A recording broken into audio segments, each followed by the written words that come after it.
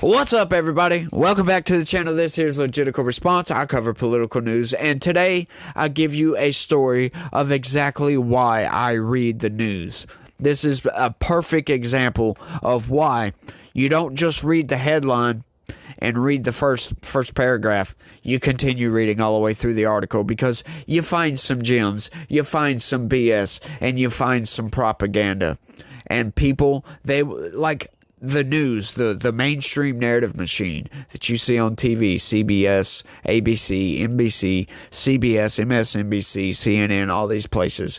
They will take and use Politico, use the corporate press, these people, as a source, as if it's fact, and it's propaganda. It's BS. It's not true. That's what they do because I don't know why they want to lie to the American people so much.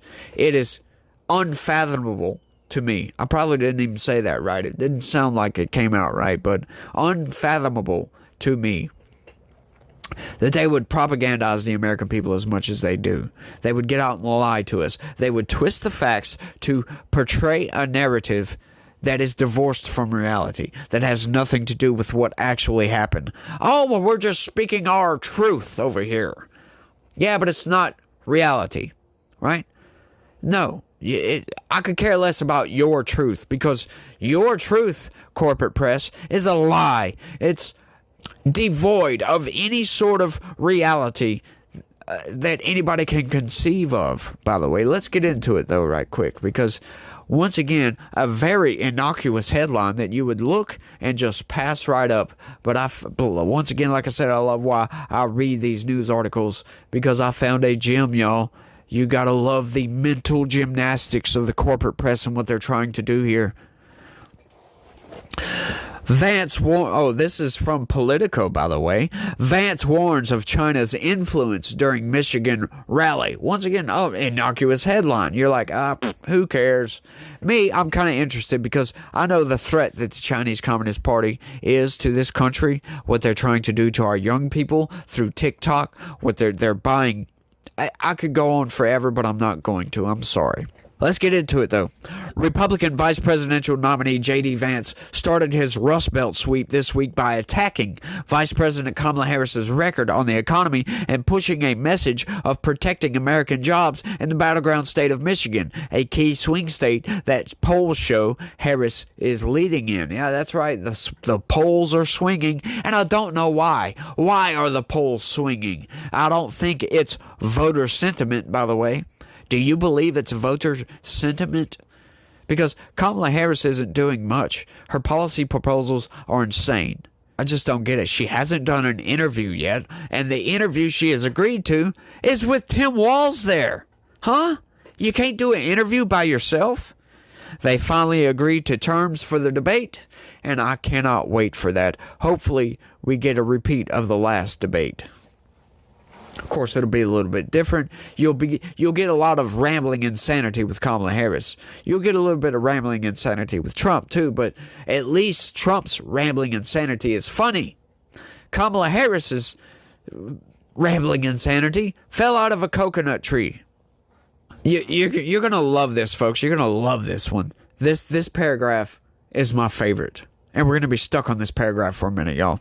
Speaking at a rally in Big Rapids, Michigan, former President Donald Trump's running mate tried to tie Harris to the Biden administration's policies, saying at one point that Kamala Harris has been calling the shots, while also warning of China's emergence as an economic superpower that's taking jobs away from the U.S. Oh my God, you gotta love that. You know why you gotta love that? Because when did you guys learn that Vice President Harris wants to distance herself from Bidenomics? Why do you think that? Axios is now reporting that she is hoping to distance herself from President Biden's unpopularity on the economy.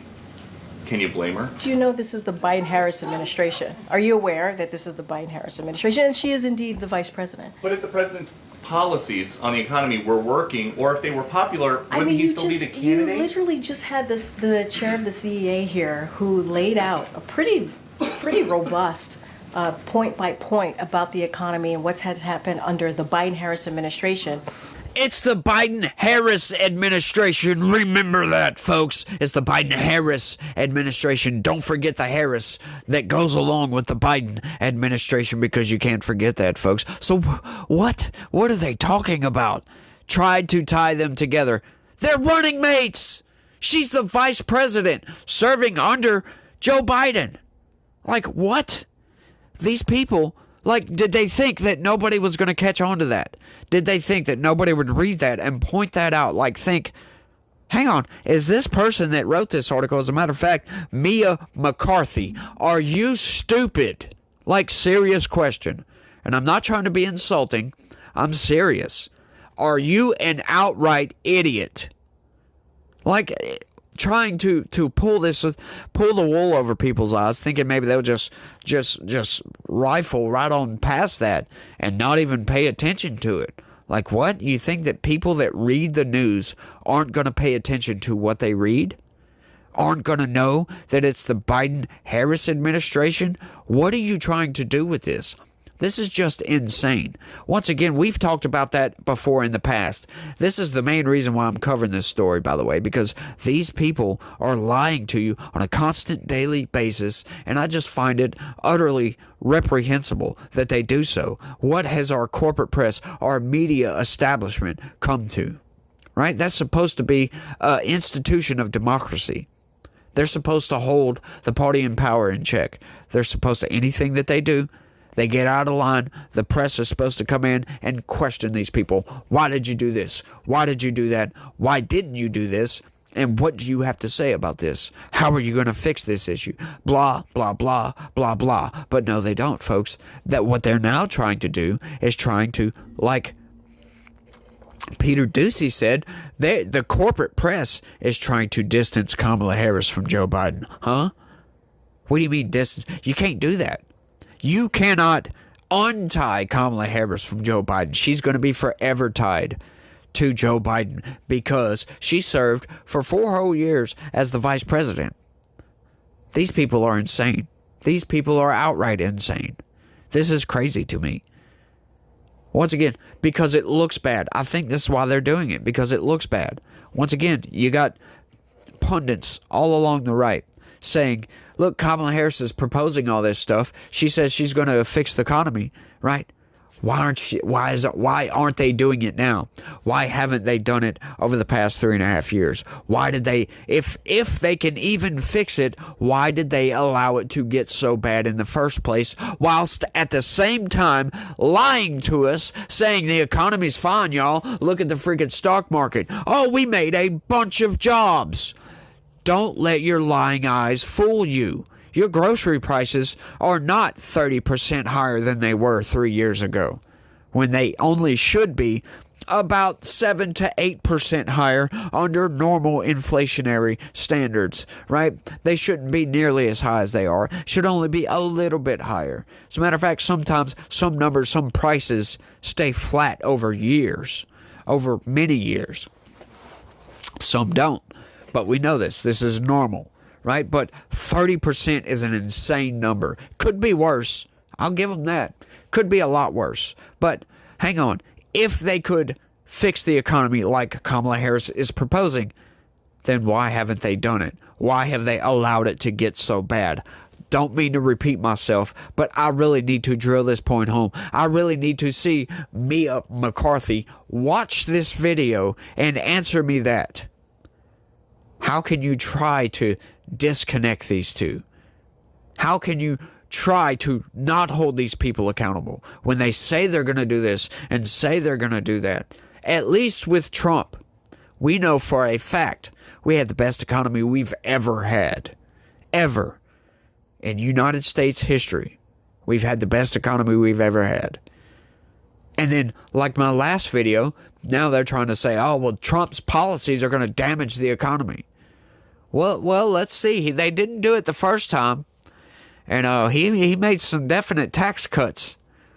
And yeah, he had some definite deficit spending, too, which was not good. But, I mean, once again, our economy was exploding and blowing up and doing really well. So maybe we can let him slide a little bit on that. I'm not going to, but as a whole, the economy was doing good regardless. Right? We had our issues. Trump had his issues, for sure. But the Democrats cheated him. Right? Like I really, truly, honestly believe we would not be anywhere near where we're at, economically speaking. And as far as that, foreign policy speaking, we wouldn't have the world on fire all over the place right now. I think we'd be doing pretty good. Israel wouldn't be genociding Gaza, which, that's an arguable point, Leave a comment down below. But I don't think Russia would have invaded Ukraine for sure. I can't really say if Hamas wouldn't have attacked Israel because they're kind of rogue. They're kind of a non-factor. Like, you can't factor it in other words. So you don't really know what they're ever going to do. That's just a volatile situation constantly, right? And I think as long as Hamas continues to exist, that will always be a volatile situation. I think Israel needs to hurry up. That's what I think. Go in there, precision strikes, get rid of them, but I'm not trying to get off into the woods here.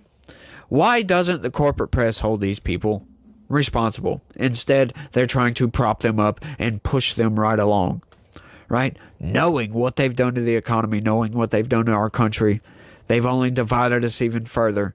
They haven't helped at all. They've pandered to their base while ignoring the other side, and as a matter of fact, intentionally doing things to anger conservatives. Constantly. It just blows my mind. He stressed the electoral importance of Michigan, telling the crowd that the state will vote for Republicans. After the rally, he told reporters Michigan is one of the most important states in the election that has borne the brunt of a lot of stupid policies. Yeah, telling it like it is right there. When I tell people that Donald Trump wants to rebuild American manufacturing, unleash American energy, and bring those factories back, I think that it resonates in Michigan, Vance said to reporters. When asked about the vice president's lead in Michigan, maybe more than any other state because Michigan actually saw that happen when those factories closed down. Sorry for the little slip up right there. He added, "We just want to rebuild a good middle class so that people can live the American dream." Michiganders get that more than most folks. Vance's rally Tuesday was the first of a series of events in the Rust Belt swing states that he and Trump are visiting this week as they seek to shore up support. Both Republicans will also visit Wisconsin and Pennsylvania, while Harris this week is campaigning in Georgia, a state where Trump is leading slightly. On Labor Day, Harris and her running mate, Minnesota Governor Tim Walz, will also separately visit Michigan, Pennsylvania, and Wisconsin. 538 polls show Harris with a small lead against Trump in Michigan, Wisconsin, and Pennsylvania, all states Biden won in 2020. Trump trails Harris in Wisconsin and Michigan by about 3 points, while Harris leads by less than 2 points in Pennsylvania, according to the polling averages. During Tuesday's rally, Vance claimed Harris was responsible for Chinese factories being built in Michigan and China taking jobs from Michigan car companies. Vance connected her tie-breaking vote on the Inflation Reduction Act as vice president to the creation of the Chinese-owned Goshen plant in Michigan, something he later called a child of the tie-breaking vote to reporters. That's insane. Once again, the Inflation Reduction Act was not the inflation reduction that we wanted. Right? They've reduced inflation, but not because of that. That Inflation Reduction Act increased spending. How does that reduce inflation? None of the subsequent policies that came from the Inflation Reduction Act did any amount of squat for inflation. The Fed was mostly responsible for that and the economy cooling off. These people are nuts. And China building manufacturing in the United States, we shouldn't allow that. China is trying to destroy us. That's what they are doing currently. They are buying up farmland. China is just an enemy of this nation that they want to destroy. They want to destroy our country, right? They're buying up property. They're putting manufacturing bases in here, so when our economy buckles, they can swoop in and take over. That's what I think, just from looking at what everything they're doing. They're trying to brainwash our children with TikTok. Yeah. Kamala Harris not only wants to allow the Chinese Communist Party to build factories on American soil, she wants to pay them to do it with our tax money, Vance said at the rally. A Washington Post fact check found that Vance's claim that the Inflation Reduction Act is sending jobs back to China is false. You know what? That's funny to me, that if they increase taxes like they want to do, stop the Trump tax cuts, that will most definitely send jobs back to China. That will make companies, corporations as a matter of fact, flee from the country by raising the corporate tax rate. If they are allowed to implement their corporate gains tax, many more companies will flee this country, which means less manufacturing, less United States manufacturing, and more buying cheap crap from China. So, I don't know if that fact check is so correct. Yeah, I might have to fact check that. I'm sorry I didn't do that before the video, but, I am kind of running on limited time here. Vance also repeated that gas and grocery prices went up on her watch, causing Americans to work multiple jobs. He talked about unattainable housing prices, the average $50,000 cost of a car, more than $1 trillion in credit card debt for Americans, and tied it all back to the vice president. Right? Yes, to the vice president and the president, the entire administration, and Democrats alike. Democrat policy leads to insanity. You can't untie Kamala Harris from Joe Biden. I'm sorry, it just doesn't work that way. Reality won't allow you to do that. You can try to propagandize people and tell them, oh, well, Kamala Harris has nothing to do with Joe Biden's policies. Lies. Absolute lies.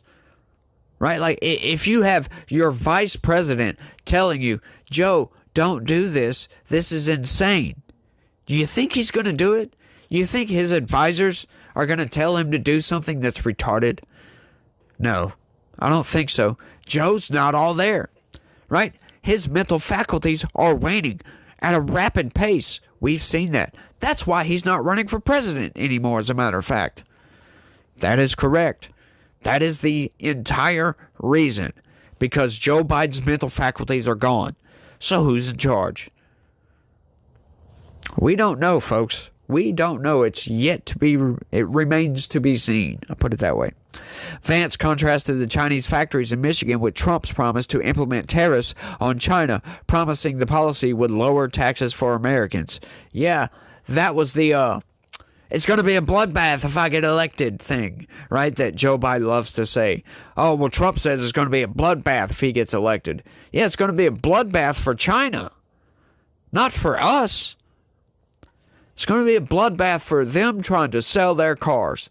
Yeah, they're going to have a lot of trouble.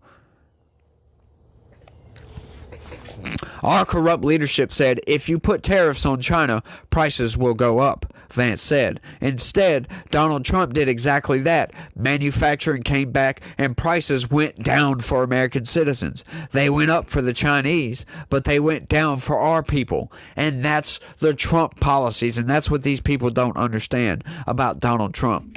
They love to come out, right, like with the taxes on tips things. We saw those two articles.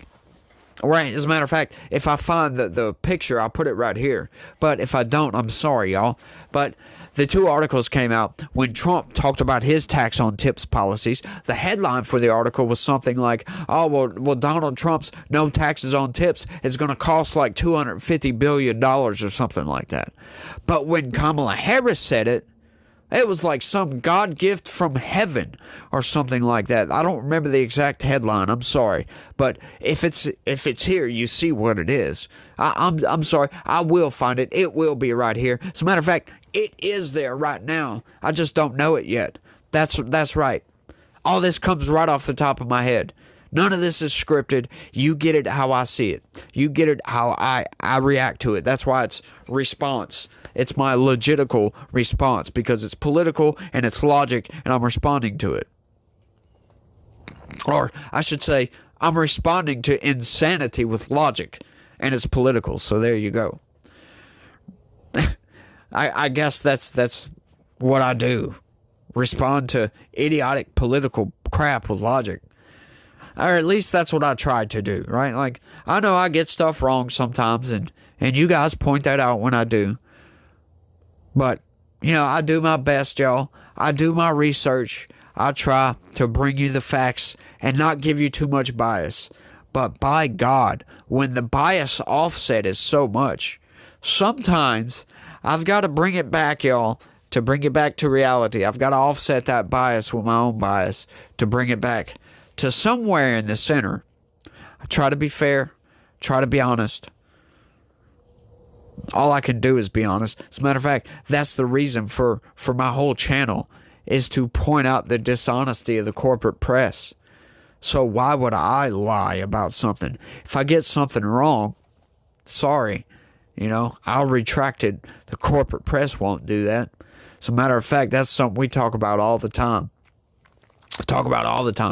The censorious nature of the government. What they're doing right now with backdoor access to these social media platforms.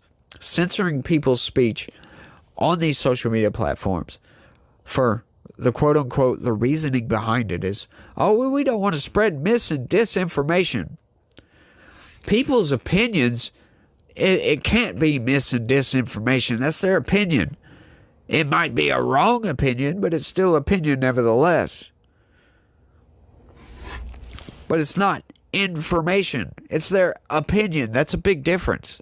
It's a major difference. But when the government puts out the mis and disinformation, who holds them accountable? Who bans the government? Nobody. So why should we get banned and the government doesn't? Once again, rambling insanity for coming from the corporate press on this article. But I think I've rambled on for long enough on this one. I want y'all to let me know what y'all think about all this down in the comments section. Do y'all just... Is y'all's mind absolutely blown away by the fact that the corporate press is trying to disconnect Kamala Harris from the Biden administration when she is the second in charge of the Biden administration, as a matter of fact? Just craziness coming from these people. The propaganda, like Mia McCarthy, please slap yourself in the face, dump a bucket of cold water over your head, and wake up and try to do the job that the corporate press is supposed to do, is hold the party in power accountable for their actions. And nobody is doing that, folks. Nobody is doing that. Well, some people are, but the corporate press isn't. The mainstream narrative machine certainly isn't. They are just propping this garbage up, and it's up to us to sort everything out. But y'all let me know what y'all think. That's all I got for this one. I want to thank everybody for watching, and y'all try to have a good day. Stay logical. Peace.